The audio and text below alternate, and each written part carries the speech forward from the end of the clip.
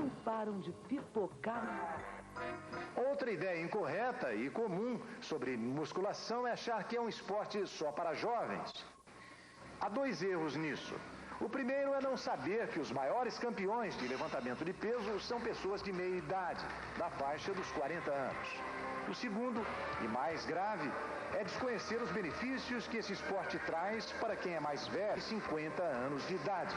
É o que diz esse especialista em terapias para idosos, depois de pesquisar por 25 anos.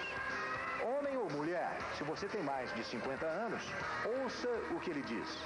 Doutor Santarém, quais são os maiores problemas das pessoas nessa idade?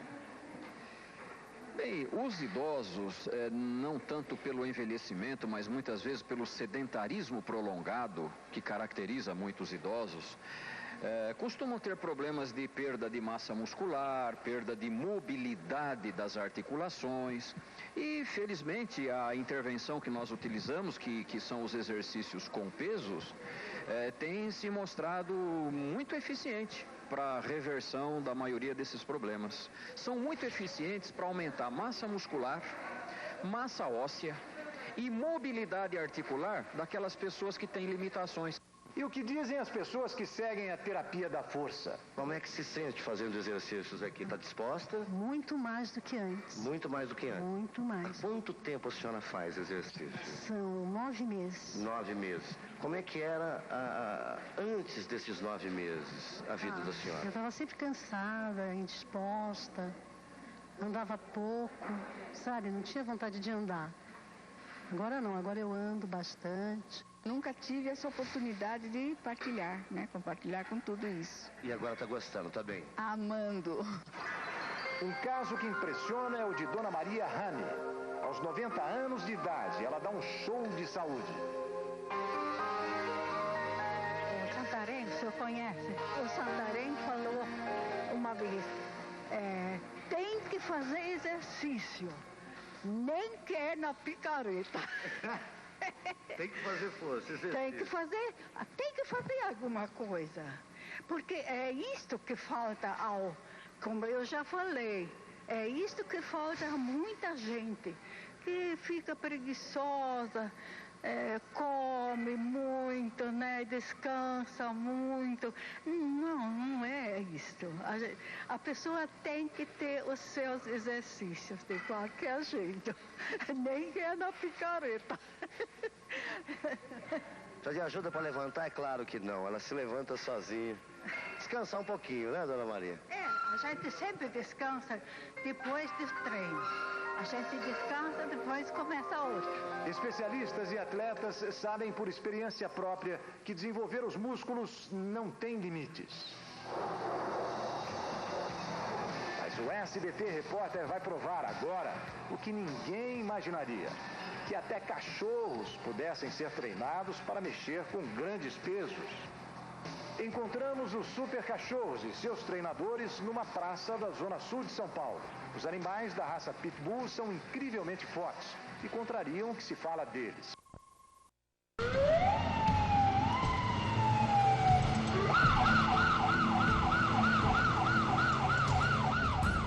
Diariamente nos Estados Unidos, 3.000 pessoas sofrem o que os médicos chamam de infarto do miocárdio. Ataque cardíaco. Tempo é músculo. A cada minuto que passa, mais músculos cardíacos são danificados. A rapidez é fundamental. Após algumas horas, uma parte do coração morre. Pronto? O senhor está sentindo alguma dor? Precisamos dos sinais vitais. Sem pulso. Inicie compressão. Desfibrilador? Paz. Carregar a 360. 360. Estou afastada de você. Afastada. Carregar. Ele tem pulso? Verifiquem a pressão. Qual é a pressão? Quando ocorre um infarto, a catástrofe pode ser relacionada a 3 artérias coronárias. O coração bombeia sangue através de 100.000 quilômetros de vasos para alimentar o corpo e também através das artérias coronárias para alimentar a si mesmo. Se uma única artéria coronária for bloqueada por uma doença, se o fluxo de nutrientes for reduzido, se o coração não for alimentado, o resultado pode ser fatal se não houver uma intervenção médica imediata. Veja o pulso. Pulso? Tem pulso. Temos pulso. Ritmo normal. O batimento voltou. Liguem para a cardiologia. Está no pronto-socorro. Como se sente? Está no pronto-socorro, está bem? Ele tem 90 quilos. Está tudo bem, senhor. Segredos do coração.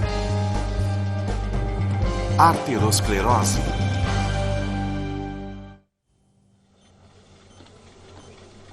Nossas vidas dependem da saúde das artérias coronárias. No mundo todo, as doenças dessas artérias provocam mais mortes do que qualquer outra doença. Georgia Shandona está prestes a descobrir que também está correndo risco. Assim como muitas pessoas, ela nunca suspeitou do problema, mas seu médico sim. Tudo bem? Meu médico decidiu fazer um teste ergométrico. Pelo modo que ele olhou para o gráfico, vi que havia um problema. Talvez tenha sido instintivo, talvez fosse só nervosismo. Ele virou para mim e disse que havia umas irregularidades. Eu não entendi e quando pedi para ele explicar, ele disse, acho que você tem uma artéria entupida. Georgia nem pensava em ter uma doença cardíaca. Ela não tinha os sintomas mais óbvios. Não tinha dores no peito, nem falta de fôlego. Mas ela tinha colesterol alto e um histórico familiar de doenças cardíacas. O fato preocupou seu médico, que recomendou um exame mais detalhado, um procedimento não rotineiro usando um tomógrafo computadorizado capaz de mostrar o coração em 3 dimensões. Essa é a aparência do coração no seu peito. Não é uma criação artística, é como ele realmente é. Esta é uma artéria coronária esquerda, que sai daqui. Esta artéria parece bem grande e saudável aqui. Mas, de repente, há uma grande mudança no tamanho dela aqui para este tamanho aqui. Depois, ela abre novamente. E nessa área aqui parece ter uma importante obstrução. Como a artéria possuía uma grave obstrução e um infarto parecia iminente, os médicos decidiram inserir um estente, uma endoprótese tubular em forma de malha, para abrir a artéria bloqueada.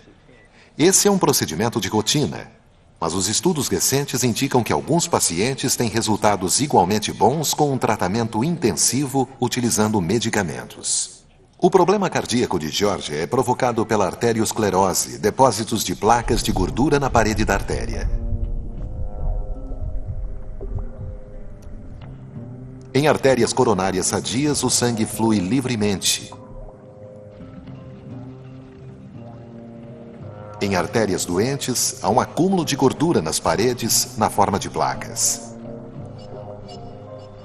Com o avanço da doença, as placas passam a obstruir a passagem do sangue, impedindo que o oxigênio e os nutrientes cheguem ao coração. Com isso, de tempos em tempos, surgem sintomas como dores no peito e falta de fôlego.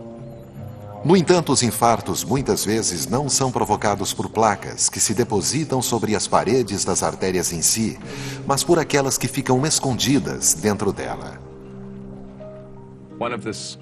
Uma das coisas mais assustadoras das doenças de artérias coronárias é que não dão sinais por muito tempo. Pode haver a formação de uma placa que não cause qualquer problema, não provoque sintomas nem apareça nos exames, mas de repente ela se rompe. Rompe e provoca a formação de um coágulo, que obstrui o restante da artéria e leva a um infarto. E essa é a causa mais comum dos infartos. É o que mata as pessoas, muitas vezes no auge de suas vidas. Todas as placas são perigosas, mas algumas estão prestes a se romper. Atualmente, os cientistas tentam descobrir uma forma de identificar as placas instáveis, enquanto médicos tentam ajudar os pacientes a minimizar os riscos. A ideia agora é controlar a doença coronária nas suas artérias. Se a obstrução fosse mais acima, perto de onde a artéria sai, seria muito perigosa. E quando ela se fecha, geralmente causa um grande dano ao coração. Sua obstrução está na porção central e ainda pode causar um grande dano. Isso com certeza vai afetar sua vida, mas não é tão letal como as lesões mais próximas. Tem uma academia no meu prédio. Acha que eu devo começar a fazer exercícios? Eu não faria. Espero o exame? Eu esperaria. Continue fazendo o que sempre faz. Não comece a malhar. Não é bom subir na esteira neste momento. Você pode comprometer o que já foi feito se fizer isso cedo demais. Certo. Então, o que vamos fazer a seguir é... Que pena. Lamento, eu não sou muito fã de exercícios. Vai aprender a gostar. E quando terminar o tratamento, vai gostar tanto de exercícios que não vai querer parar. Alguma restrição alimentar, além do óbvio? O óbvio. Gordura e colesterol, carne vermelha, gema de ovo, queijo, leite integral. Prefira desnatado. Mais peixe, verduras.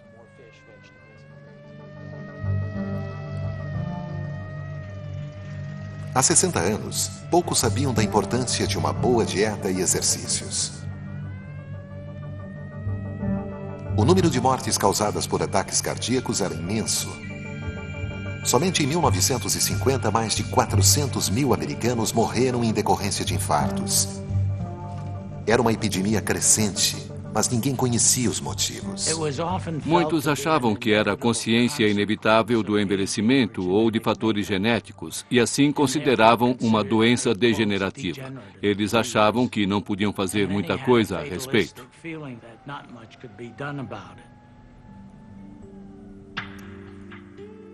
O número de ataques cardíacos crescia cada vez mais após a Segunda Guerra Mundial. Determinado a descobrir as causas da epidemia, o Serviço de Saúde Pública dos Estados Unidos propôs um estudo de longo prazo com americanos analisando seus estilos de vida. O órgão governamental escolheu uma pequena cidade em Massachusetts chamada Framingham e começou a recrutar voluntários.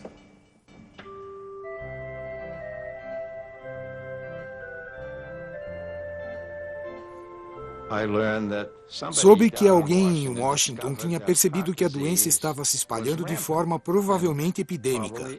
Eu não sabia o objetivo do estudo, mas fiquei feliz por terem escolhido a cidade de Framingham. Walter Sullivan tem 92 anos de idade. Em 1948, ele coordenou o Comitê de Cidadãos de Framingham, responsável pelo recrutamento de voluntários para o estudo.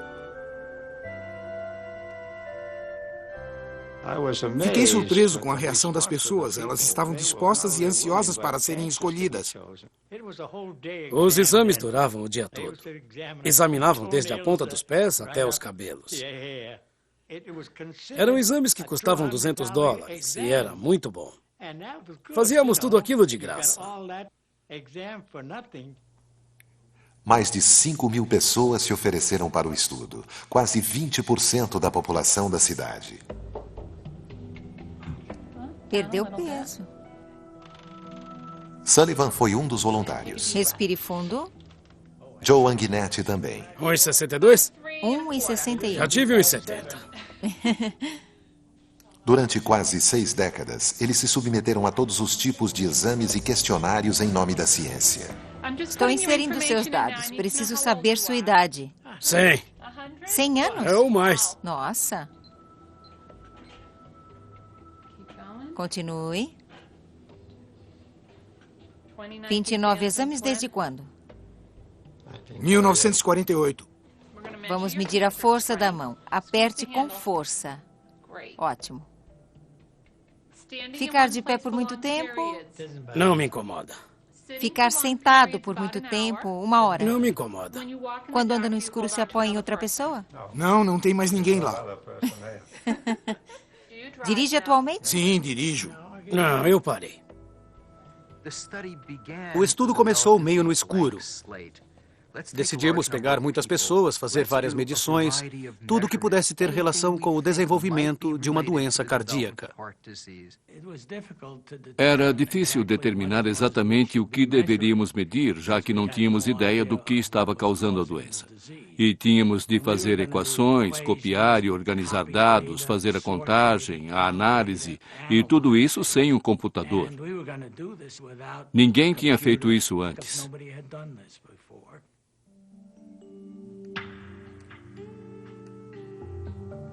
Aos poucos, os cientistas ouviram batimentos cardíacos, mediram pressões sanguíneas, gravaram dietas e padrões de exercícios, coletaram e analisaram montanhas de dados. Passaram-se anos até que pudessem divulgar os resultados. Era uma coisa arriscada. Pegar um grande número de pessoas sadias e esperar um longo tempo até que essas pessoas começassem a ter ataques cardíacos e derrames. No início do estudo, estimamos que seriam necessários 20 anos para haver eventos cardiovasculares suficientes nessa população sadia que permitissem a identificação de fatores relacionados com o desenvolvimento das doenças ao longo do tempo. A primeira evidência definitiva dos fatores de risco surgiu em um trabalho publicado em 1961. Ele se chamava Fatores de Risco no Desenvolvimento de Doenças Cardiovasculares.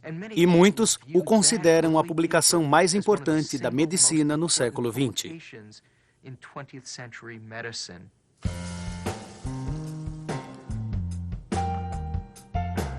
O relatório demonstrou a relação entre o modo de vida dos americanos e as doenças cardíacas. Em 1948, pouca gente imaginava que vários de seus hábitos cotidianos poderiam ter consequências letais. A maioria da população fazia tudo de errado na época. Eles fumavam muito, faziam poucos exercícios, consumiam alimentos que pensavam ser nutritivos, consumiam muita carne vermelha, gordura, muita manteiga, muito creme, e tudo isso era considerado saudável na época. No domingo, comíamos uma bela carne assada. Na segunda-feira, outra variedade de carne. Na terça, outra variedade. Comíamos carne para valer.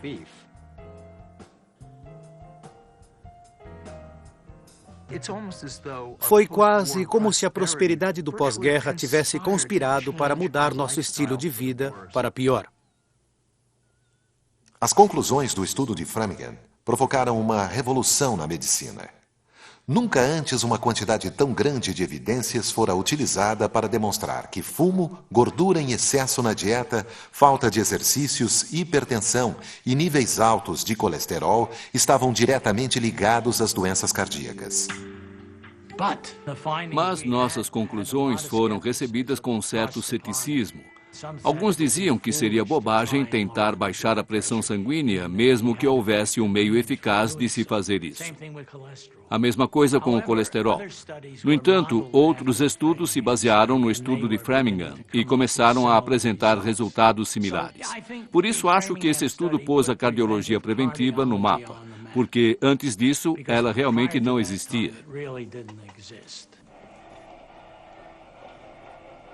Atualmente, graças ao trabalho realizado em Framingham, a importância do chamado estilo de vida saudável, que inclui exercícios e dieta alimentar, tornou-se amplamente conhecida e aceita. No entanto, para muitas pessoas, apesar de todas as evidências, a mudança de hábitos arraigados não é nada fácil. Como todo mundo, eu sei que os exercícios fazem bem para a saúde, mas eu não sou uma pessoa disciplinada nesse aspecto. Eu não cresci correndo quilômetros, fazendo Cooper e tudo mais. Tentei algumas vezes e, infelizmente, não continuei por muito tempo. O importante é ser disciplinado o bastante para não parar de fazer. Por isso, estou indo devagar. É uma adaptação. É claro que preciso de tempo.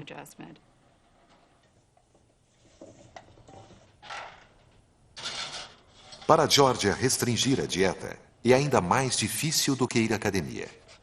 Ela é uma cozinheira profissional formada na França nos anos 70, quando manteiga e cremes em abundância acompanhavam quase todos os pratos.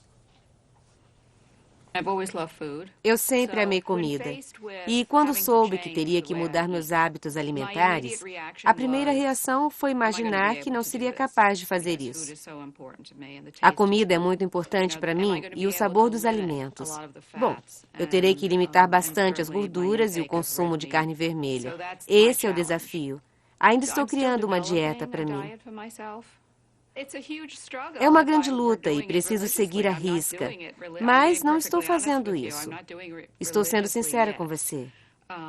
Não estou seguindo a risca ainda, mas vou. Já comecei a dieta. Só preciso ser mais disciplinada e dizer, desta vez não.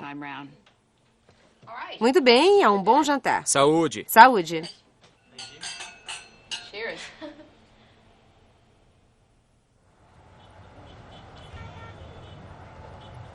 A doença cardíaca se desenvolve tão silenciosamente que é muito fácil menosprezar seus sintomas. Apesar de trabalhar como secretária na unidade de cardiologia do Hospital Beth Israel, em Nova York, Sue Isaac só percebeu que estava prestes a ter um infarto quando fez um check-up de rotina.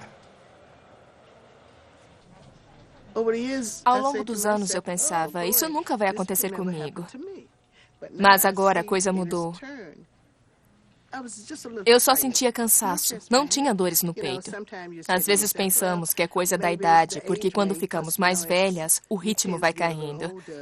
E era isso que eu pensava o tempo todo. Agora descobri que era outra coisa. A artéria principal tem uma grave obstrução e isso me preocupa muito. Aqui está, tem um entupimento de 90% e é num lugar muito perigoso. É apelidado de fazedor de viúvas por um bom motivo.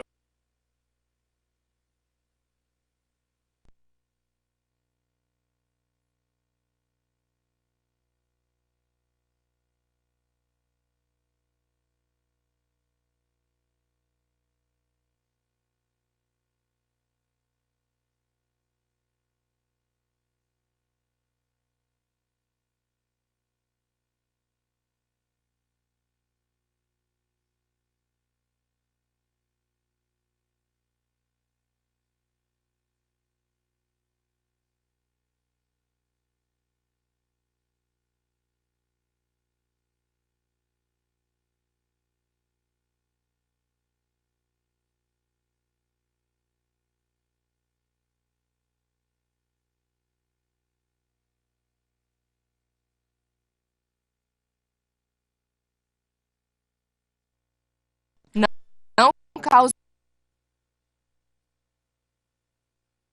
ficar sabendo e você não vai querer isso. No passado, a cirurgia de ponte de safena era considerada um milagre da medicina. Atualmente é um procedimento quase rotineiro. Quase 500 mil de americanos passam por esse tipo de cirurgia todos os anos. Após o procedimento cirúrgico, a maioria apresenta grandes melhorias na qualidade de vida. No entanto, 10 anos depois, 40% tem uma nova obstrução. Frequentemente, os pacientes não conseguem modificar os hábitos de vida que levaram à primeira cirurgia, como alimentação, exercícios e, no caso de Sue Isaac, a pressão alta.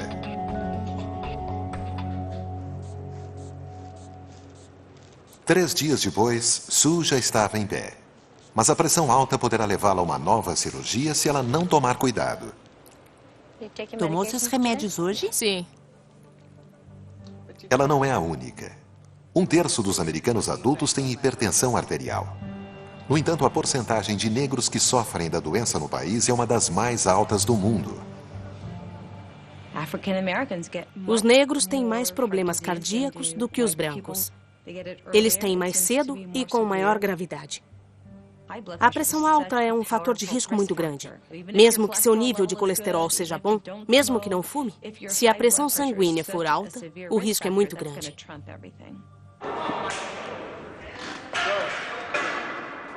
A hipertensão arterial não conhece limites de idade. Mika tinha somente 16 anos quando soube que tinha doença.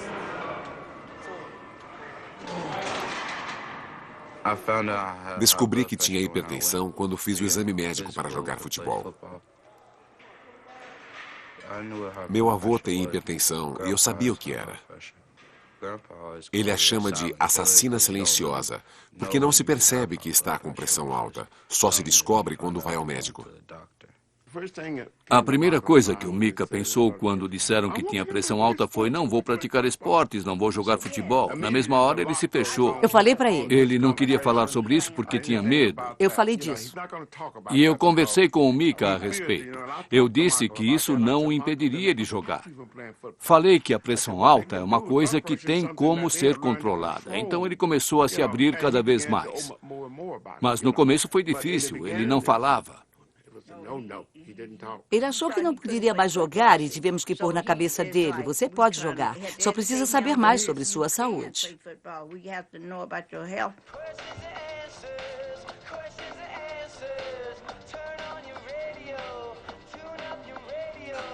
A hipertensão de Mika foi agravada pelo excesso de peso. Ele sofre de obesidade, assim como 400 milhões de pessoas com mais de 15 anos no mundo todo. Sabemos que todo fator de risco fica mais grave com a obesidade. E agora estamos começando a ver crianças que são mais obesas que os pais. E, sem dúvida, se continuarmos assim, vamos ver toda uma geração com mais problemas cardíacos que os pais. É uma coisa impensável. As doenças coronárias podem surgir bem cedo. Até mesmo crianças apresentam depósitos de gordura nas artérias. Mas não é fácil para um adolescente fazer mudanças por conta própria. É muito difícil fazer pacientes jovens adotarem um comportamento preventivo, porque se você tem uma dor de cabeça, toma um analgésico. Mas você não sente a hipertensão, não sente o colesterol, e muitos adolescentes têm dificuldade em olhar para o futuro e pensar num infarto ou num derrame.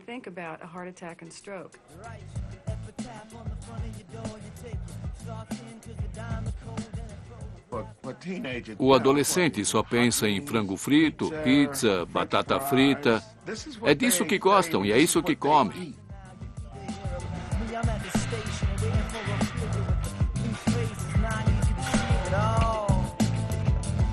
As tentações da má alimentação estão por toda parte, até mesmo na escola de Mika.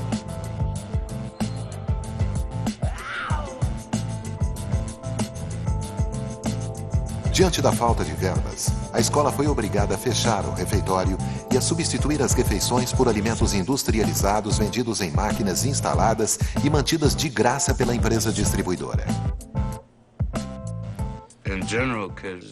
Normalmente, os garotos da minha idade não comem muito bem no almoço. É difícil controlar o que se come, mas eu tento. Passei a comer mais frutas e a não comer muito lanche na escola. Tem máquinas de refrigerante, mas eu tomo água. Meus amigos também ficam de olho em mim e me dizem para não comer coisas que me fazem mal. Pessoal, no 3, no 3. 1, 2, 3. É muito difícil para um jovem da idade do Mika ser tão disciplinado quanto um homem da minha idade. Atualmente, ele está conseguindo seguir essas orientações muito bem. Não sei quanto tempo vai durar, não dá para saber, mas espero que um dia ele entenda a importância disso tudo.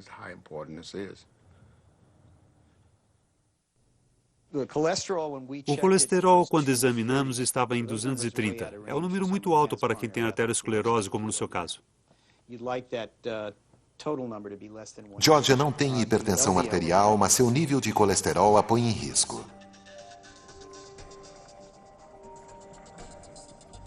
As partículas de colesterol fluem pela corrente sanguínea para ajudar a reparar membranas celulares em todo o corpo. No entanto, elas também estão envolvidas na criação da placa de gordura. Já sabemos há décadas que pessoas com um nível alto de colesterol têm maior chance de desenvolver uma doença cardíaca. Mas faz pouco tempo que entendemos realmente como isso funciona. O colesterol entra e sai das células do corpo de dois modos diferentes. Partículas LDL levam o colesterol para dentro das células, incluindo as células nas artérias coronárias. Partículas HDL retiram o colesterol das células. O perigo vem do colesterol LDL. Quando o colesterol se acumula em excesso nas paredes das artérias, leucócitos entram em ação para combater o que consideram ser um agente externo. Eles os envolvem e dão início a uma série de eventos que termina com a formação da placa. Os cientistas chamam essa mobilização do sistema imune de resposta inflamatória. A resposta inflamatória é muito importante para nos defender de invasores externos, como vírus ou bactérias. Mas quando estamos expostos a fatores de risco, como hipertensão ou colesterol ruim, nosso amigo que costuma nos defender torna-se um inimigo que pode provocar a doença.